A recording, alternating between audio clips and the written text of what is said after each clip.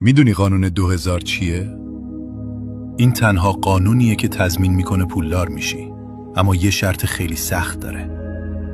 قانون 2000 به ما میگه هر کسی میتونه پولدار بشه اگر 2000 روز توی یک مسیر ثابت بمونه.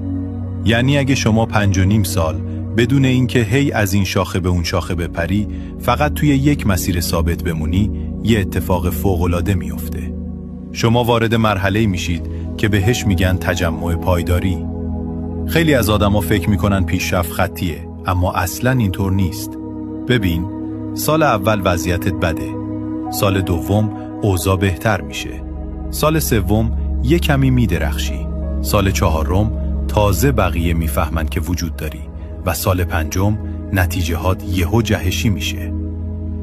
این موفقیت به خاطر یک حرکت بزرگ نیست، به خاطر صدها حرکت کوچیکه که روی هم جمع شده.